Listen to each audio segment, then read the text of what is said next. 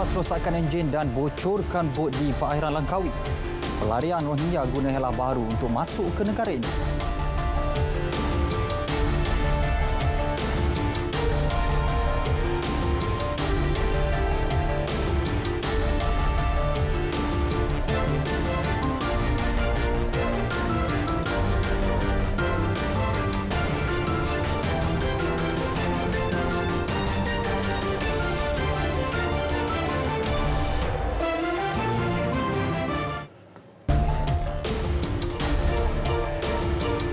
Dan salam sejahtera. Berita tengah malam edisi 27 Julai bersama saya Azam Hussein. Saudara, jika sebelum ini bot sengaja dibocorkan dan enjin dirosakkan di perairan Langkawi, kali ini migran Rohingya menggunakan taktik baharu.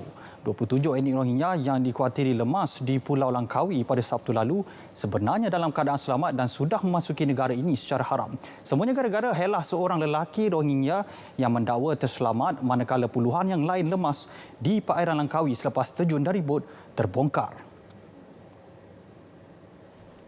Pengarah Agensi Penguatkuasaan Maritim Malaysia PMM Negeri Kedah dan Perlis, Laksamana Pertama Maritim Muhammad Zawawi Abdullah berkata, 13 lelaki, 9 wanita dan 5 kanak-kanak terdiri daripada 4 lelaki dan seorang perempuan dijumpai bersembunyi di Pulau Rebak Besar pada pukul 6.15 petang semalam.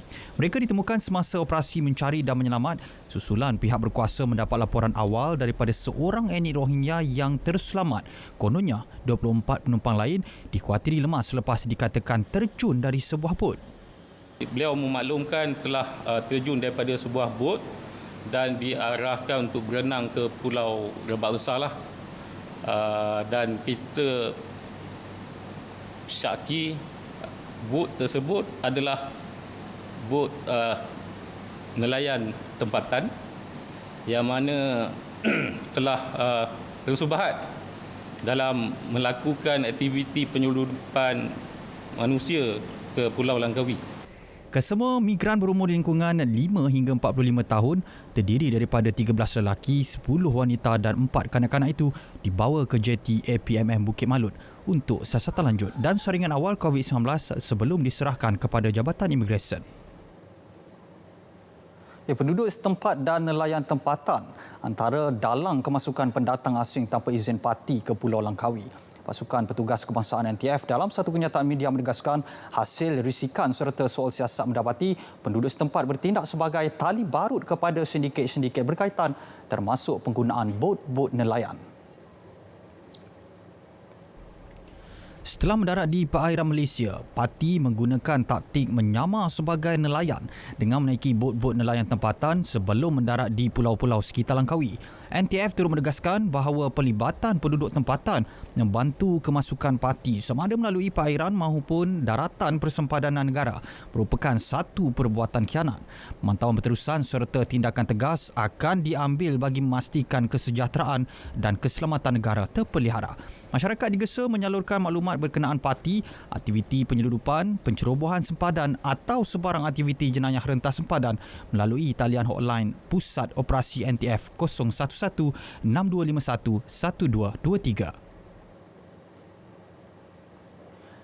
Dengan bayaran serendah RM50, ada dalam kalangan warga tempatan yang sanggup menggadai keselamatan negara. Lebih membimbangkan antara yang terlibat adalah pelajar sekolah. Pendedahan itu dibuat Timbalan Ketua Pengarah Strategik Agensi Kawalan Sempadan Malaysia AKSEM Muhammad Rizwan Muhammad Zain mengulas kes penyeludupan di sempadan negara. Beliau berkata pihak berkuasa berdepan beberapa cabaran dalam usaha mematahkan pelbagai taktik yang digunakan tontok. Kalau dari segi berkaitan dengan tontok, sebenarnya kita tak ada satu peruntukan khas ya tuan. Berkaitan tu untuk membuat penguasaan terhadap diorang. Walau bagaimanapun di dalam certain insiden yang berlaku yang mana tonton ni sampai dia punya ke tahap agresif, dia mengganggu kita dari segi contohnya macam kita tengah mengejar, tiba-tiba dia datang intercept kita dari segi cuba untuk mempelagakan kita kan. Berlaku kemalangan ke apa kat situ kita boleh buat tanggapan. Tapi kalau sekali memberi komunikasi maklumat kepada contoh tauke tu tentang ini, kami memang kita tadi. Tetapi bila keadaan sedemikian, kita boleh charge dia di bawah ni lah, akta pengatur jalan dan yang kesalahan-kesalahan yang standard. Lazimnya tontor di lokasi tertentu merupakan penduduk di kawasan berdekatan. Tahun lalu, sindiket tontor dikesan bertindak berani dengan memasang alat sistem pengesanan global GPS pada kenderaan aksem. Ia bertujuan mengesan pergerakan penguatkuasa yang menjalankan tugas di sempadan negara. Susulan insiden berkenaan, semua kenderaan agensi itu telah diarah menjalani pemeriksaan rapi bagi memastikan tiada alat seperti GPS dipasang.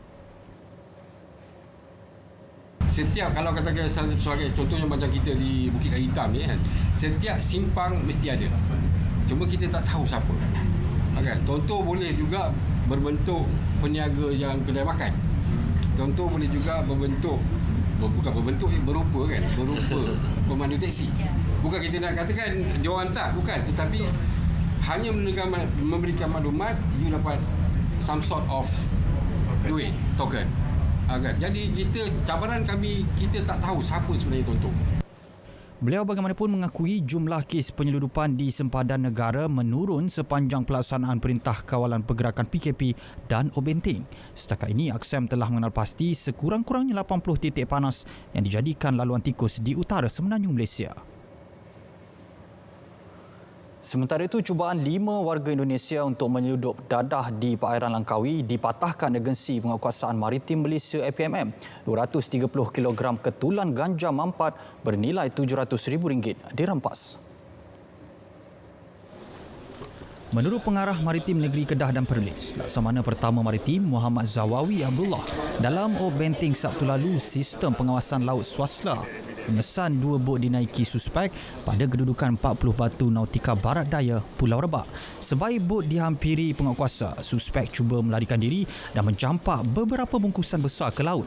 Jadi dalam aksi kejar-mengejar tu, salah satu bot pemintas APMM telah berjaya menahan satu bot dan mendapati terdapat sebanyak 4 buah guni hijau yang tuan-tuan lihat sekarang di hadapan, serta satu lagi bot ronda APMM juga berjaya menangkap sebuah lagi bot yang turut berisi dengan guni yang disyaki ganja. Kesemuanya ditahan berusia 25 hingga 53 tahun. Kes disiasat mengikut Seksyen 39B Akta Dadah Berbahaya 1952. Sabit kesalahan boleh dihukum mati. Mengibaratkan kluster-kluster baharu COVID-19 sebagai bara yang sedang membakar, Ketua Pengarah Kesihatan Datuk Dr. Nur Hisham Abdullah memberi peringatan gelombang ketiga pandemik itu boleh melanda Malaysia jika rakyat terus alpa daripada mematuhi prosedur operasi standard SOP seperti pemakaian pelitup muka dan penjarakan sosial. Tegas beliau, pertambahan kluster baharu boleh menjadi punca pertambahan mendadak kes jika tidak dikawal penularannya dengan sebaik mungkin. Kluster yang baru bagaikan sebagai bahan api, iaitu yang menunggu, iaitu burning ember ataupun bahan api. Tetapi kita sebagai rakyat Malaysia, kalau kita tak patuh kepada SOP, jadi kluster adalah diibaratkan, kluster yang baru ni ibaratkan sebagai bara yang sedang nak membakar. Kita ni kalau tak patuh ber-SOP sebagai bahan api. Jadi kalau bara berjumpa dengan bahan api akan merebak satu pembakaran yang besar. Jadi kes akan meningkat secara mendadak. Jelas beliau, 120 kes baharu direkodkan pada minggu EPID ke-30, iaitu dari 19 hingga 25 Julai lalu. Ia menjadi kebimbangan sekiranya kes baharu terus mencatatkan peningkatan. 4 hari lagi penguatkuasaan pemakaian pelitup separuh muka bakal berkuat kuasa. Bermula 1 Ogos, pemakaiannya diwajibkan di kawasan tumpuan ramai serta stesen pengangkutan awam dan bas. Namun sejauh mana rakyat Malaysia peka terhadap kepentingan penggunaan pelitup separuh muka dalam tempoh pelaksanaan Perintah Kawalan Pergerakan Pemulihan PKPP ini?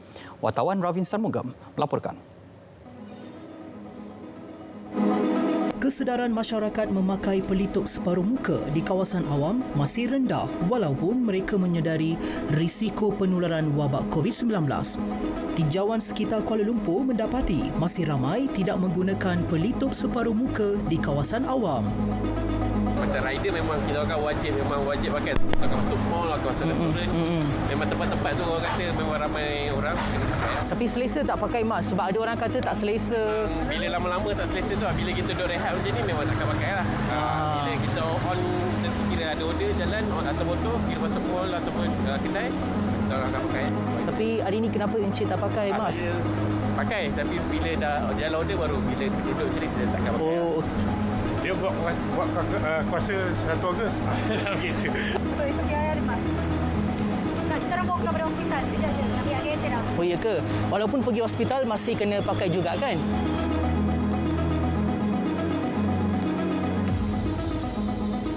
Denda RM1,000 akan dikenakan di bawah Akta Pencegahan dan Pengawalan Penyakit Berjangkit 1988 jika anda tidak mematuhi peraturan tersebut. Adakah anda sanggup untuk membayar RM1,000 setiap kali apabila tidak memakai pelitup separuh muka? Fikirkan. Sementara itu, Ketua Sektor Kesihatan Pekerjaan dan Alam Sekitar Bahagian Kawalan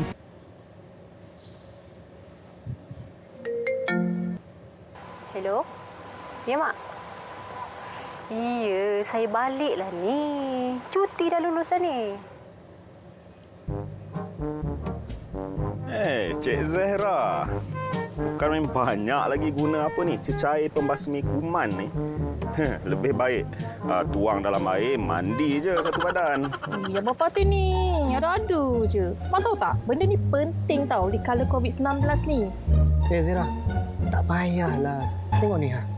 Tak pakai apa-apa. Elok je. Boy Mal, walaupun kes tu ada kala tu nampaklah trend menurun, tapi SOP kita tetap kena jaga, Mal. Iyalah tu. Hai, Mat. Happy semacam je. Cuti lulus lah tu. Mestilah lulus. Aku nak balik kampung. Mak aku baru telefon tadi tau. Mac, dalam seronok-seronok nak balik kampung tu, SOP tu jangan lupa tau.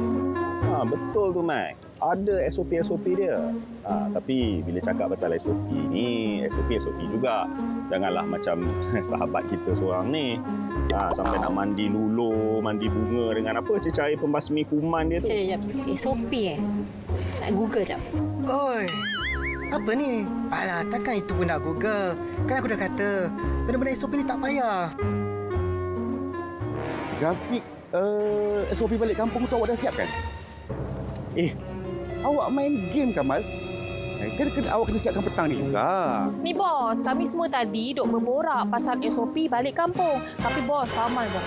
Dia katakan tak payah nak jaga SOP sangat. Kamal, peraturan kerajaan ni, SOP semua ni kita kena ikut. Macam penjarakan sosial, pakai pelitup separuh muka, guna cecair pembasmi kuman. Kita kena beritahu pada orang ramai. Faham ke tidak?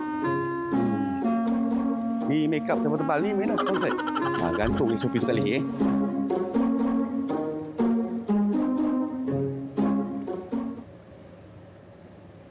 Bertemu kembali.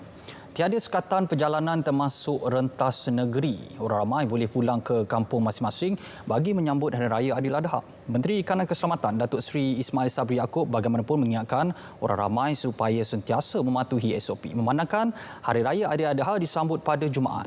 Beliau berkata ibadah korban digalak dilaksanakan bermula hari tasyrik pertama hingga ketiga. Jumlah haiwan korban pula tidak melebihi 10 ekor bagi satu-satu lokasi. Ibadah korban perlu dilakukan di masjid dan surau termasuk lokasi korban yang dibenarkan oleh pejabat agama daerah dan pihak berkuasa tempatan. Had ini pun tertakluk kepada keluasan lokasi tersebut. Kalau boleh, kalau luas, boleh sampai 10 ekor, boleh 10 ekor. Tapi kalau kawasan yang sempit, yang maksimumnya hanya 6 ekor, maka 6 ekor lah yang dibenarkan. Walaupun dibenarkan melakukan sembelihan di tempat yang saya sebutkan tadi, tetapi digalakkan. Kerajaan menggalakkan supaya melakukan sembelihan korban di pusat, di rumah-rumah penyembelihan di bawah Jabatan Perkhidmatan Veterina dan swasta. 20 orang dibenar mengendalikan urusan penyembelihan satu ekor haiwan. Makanan yang disediakan hanya secara berbungkus. Manakala bagi jamuan di rumah pula, tidak boleh melebihi 20 orang pada satu-satu masa. Individu yang sedang menjalani proses kuarantin dilarang sama sekali keluar, menunaikan solat sunnah Aidiladha atau pulang ke kampung halaman. Pemantauan terhadap pematuhan akan terus dilakukan. Dalam perkembangan berkaitan, Menteri di Jabatan Perdana Menteri Hal Ehwal Agama, Datuk Dr. Zulkifli Muhammad Al-Bakri berkata, penggunaan teknologi sangkar penyembelihan mudah alih dilihat tepat bagi memastikan tiada perkumpulan ramai ketika pelaksanaan ibadah tersebut. Sebagai contoh di wilayah Persatuan, kita beli sangkar dengan harga RM15,000. Yang mana RM15,000 ini dia boleh gunakan, saya dapati baru kita lancarkan di masjid wilayah Persatuan tadi, mungkin kurang daripada 20 minit untuk korban untuk selesaikan sembelihan seekor-seekor lembu, bahkan mungkin lebih cepat. Beliau menyaksikan penyerahan 10 sangkar penyembelihan hidrolik kepada Masjid Wilayah Persekutuan Kuala Lumpur.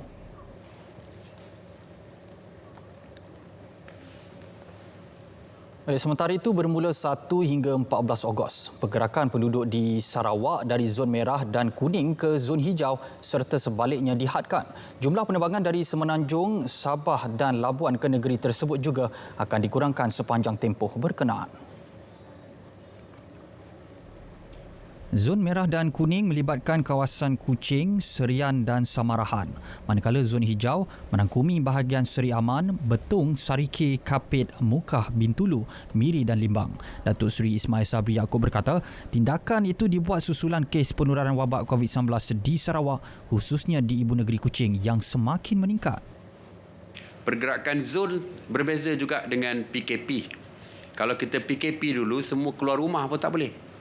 Yang ini boleh, tetapi mesti mohon kebenaran daripada pihak polis. Maknanya masih ada kebebasan.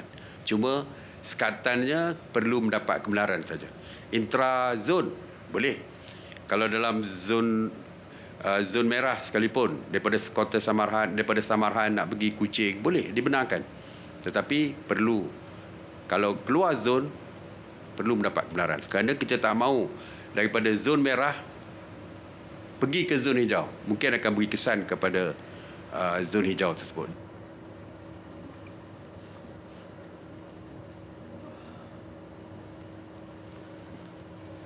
Lebih 100 kejadian banjir kilat berlaku pada musim monsun barat daya, terutama di kawasan barat Semenanjung pada bulan ini. Dan sebagai persedaan awal, Jabatan Pengaliran dan Saliran JPS telah memasang 472 stesen siren di lokasi yang sering berlaku banjir.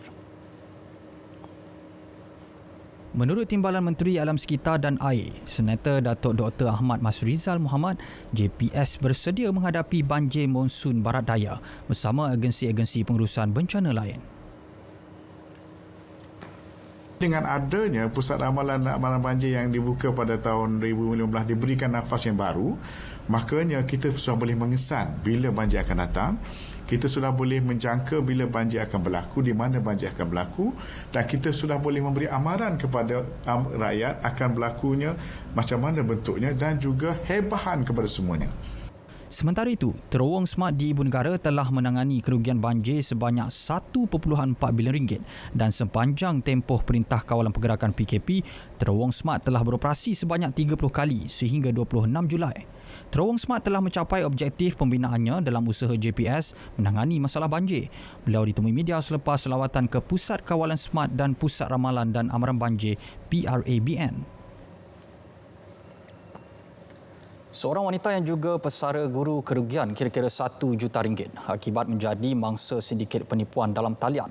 Ketua Polis Daerah Petani Jaya, SCP Nik Izani Muhammad Faisal berkata, kes itu berlaku sebulan lalu namun hanya dilaporkan kepada polis malam. Pihak IPD Commercial Crime kita sedang berusaha. Kita dah identify few accounts dan kita akan maklum balik bila berlaku tangkapan dan sebagainya. So, I urge the public again, please be wary of these phone calls. Jangan mudah percaya. Check balik dengan IPD. Kalau boleh, bincang dengan suami, bincang dengan isteri, tanya. Sebab saya tengok rata-rata yang kena scam, dia tak tanya. Sebab scammer tu sendiri, dia cakap jangan bagi tahu siapa-siapa. Jangan bincang dengan suami pun. Menurut beliau, mangsa diugut oleh seorang lelaki yang mendakwa kononnya anggota polis berpangkat sarjan bernama Chong Sin Hadari telah meminta mangsa memindahkan wang simpanannya ke dalam 10 akaun syarikat berbeza. Melakukan jenayah pecah premis dan curi motosikal sekitar barat daya Pulau Pinang sejak 2 tahun lalu. 2 lelaki tempatan yang terbabit dengan kegiatan itu akhirnya dicekup. Anggota kumpulan dikenali sebagai geng Syahrul Susu itu ditahan di Teluk Bahang. Ketua Polis Daerah Barat Daya Superintenden AA Ambalagan berkata, 3 motosikal, 4 rangka motosikal yang dilerai, pelbagai komponen motosikal dan 2 komputer riba antara yang dirampas. Kumpulan ini mendapati menjalankan kegiatan menggunakan modus operandi seperti berikut. Memecah masuk premis yang ditinggalkan kosong, masuk dengan cara memecah pintu utama, mencuri motosikal yang ditinggalkan di tempat parkir awam dan kemudian meleraikan motosikal di kawasan semak atau hutan, mengambil komponen yang diperlukan sahaja untuk dijual atau digunakan manakala rangka akan dibuang di kawasan semak. Suspek masing-masing berumur 25 tahun dan 30 tahun, mempunyai 10 rekod dan 2 rekod jenayah lampau termasuk dadak. Dengan penahanan suspek, polis percaya dapat menyelesaikan 16 kes pecah premis dan curi motosikal.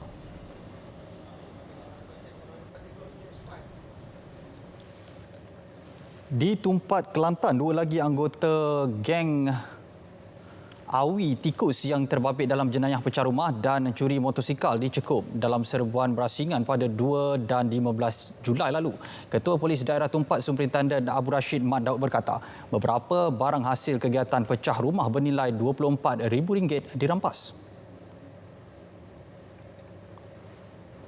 Terbabit dalam jenayah pecah rumah dan curi motosikal dicekup dalam serbuan berasingan pada 2 dan 15 Julai lalu. Ketua Polis Daerah Tumpat, Superintenden Abdul Rashid Mat Daud berkata, beberapa barang hasil kegiatan pecah rumah bernilai RM24,000 dirempas. Kegiatan ini dilakukan sebelah awal pagi, di mana dia mengumpil bahagian belakang rumah dan masuk ke dalam rumah, kemudian bawa keluar barang-barang ni. Geng Awi Tikus menjalankan kegiatan pecah rumah dan curi motosikal sejak tahun lalu di sekitar Tumpat dan Pasir Mas. Setakat ini, 5 anggota kumpulan terbabit sudah ditahan dan dituduh di mahkamah.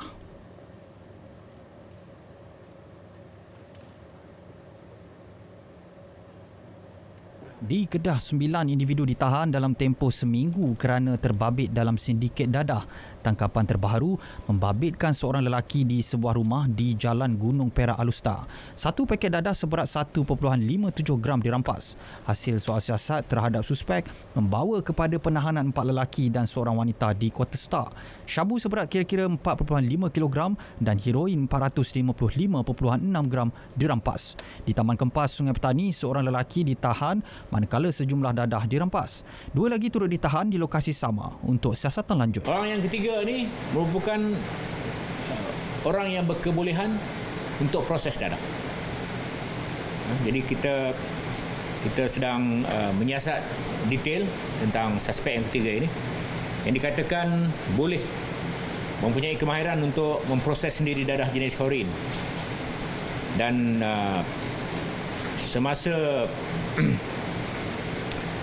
mereka ni ditahan di Kuala Muda, kita jumpa juga peralatan-peralatan untuk memasak dadah, untuk memproses dadah, dan cubaan untuk melakukan proses dadah ni di Kuala Muda kita dapat patahkan. Kesemua suspek direman 2 minggu untuk siasatan lanjut. Ya, seorang pengarah syarikat pengiklanan didakwa di 2 Mahkamah Session Kuala Lumpur atas 12 pertuduhan mengemukakan dokumen dan invoice palsu bagi mendapatkan tender Tourism Malaysia membabitkan RM10 juta. Tertuduh Ibrahim Omar bagaimanapun mengaku tidak bersalah. Dia didakwa menggunakan dokumen palsu sebagai tulen, antaranya penyata bank dan borang A KWSP. Kesemua dokumen itu digunakan dengan tujuan untuk mendapatkan tender kempen promosi oleh Tourism Malaysia. Tertuduh didakwa atas 3 kesalahan sama, melibatkan beberapa surat palsu yang dihantar melalui email milik tertuduh bagi mendapatkan tender yang sama. Kesemua kesalahan itu didakwa dilakukan di Tourism Malaysia pada 10 September 2019 dan Pejabat Pembangunan Leasing Corporation Credit and Factoring Sdn Bhd PLCCM Kuala Lumpur antara 5 dan 10 Jun lalu. Tertuduh dibenar diikat jamin RM250,000. Sebutan semula kes 1 September ini. Ya, masalah kereta terbiar dan sengaja ditinggalkan sehingga usang mengundang pembiakan nyamuk Aedes dan menjadi tempat menyembunyikan barang jenayah seperti dadah. Situasi itu dilihat agak serius terutama di kawasan taman perumahan dan belakang kedai sekitar Johor Bahru. Bagi menanganinya, Majlis Bandaraya Johor Bahru MBJB memperkenalkan aplikasi My Vehicle System MyViz. Ia merupakan kerjasama strategik membabitkan Polis Diraja Malaysia dan Jabatan Pengangkutan Jalan. Ini memudahkan bagi cara untuk kita menangani masalah kereta yang terbiar. Jadi itu dua aspek yang penting yang melibatkan pihak polis dan juga pihak JPJ. So jadi dia menyebabkan masa dan juga kita dapat mengurangkan kos. Kos yang kita simpan ni satu hari RM5. Lagi lama kita simpan, mana kos akan bertambah. Purata yang kita dapat sehingga sekarang ni naikkan kita tarik kereta atas aduan dalam 40 kereta.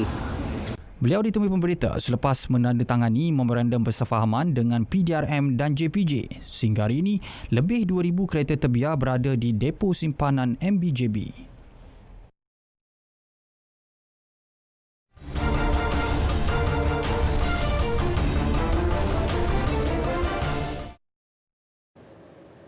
Saudara, kita mulakan perkembangan sukan tengah malam ini dengan sukan badminton.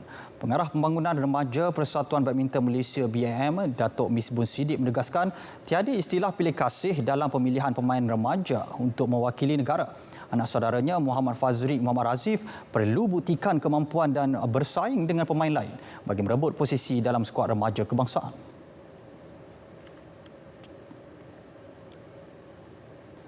Menang pingat gangsa Olimpik Athens 2004 itu dalam usaha memastikan pasangan beregu lelaki nombor 1 negara layak ke Sukan Olimpik Tokyo tahun depan. Meskipun begitu, Flandy yang dibantu dua lagi jurulatih iaitu Rosman Razak dan Hun Tien Hu berpandangan membangunkan ekosistem skuad beregu secara keseluruhan adalah matlamat utamanya. Saya cuman bukan fokus sama Arun sama Soyudi. Saya fokusnya semuanya. Saya kasih semuanya chance. Karena turnamen banyak. Karena junior saya push juga.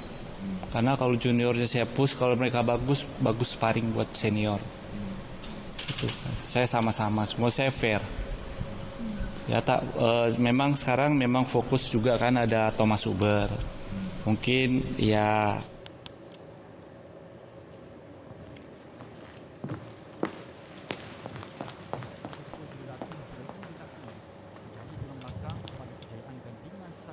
Ya, saudara, berita tengah malam berakhir di sini. Terus setia bersama semua buletin kami di saluran berita RTM. Maklumat sahih, jenama dipercayai. Terus amalkan SOP mencegah COVID-19. Itu saya Azamuddin Hussein. Assalamualaikum dan salam hormat.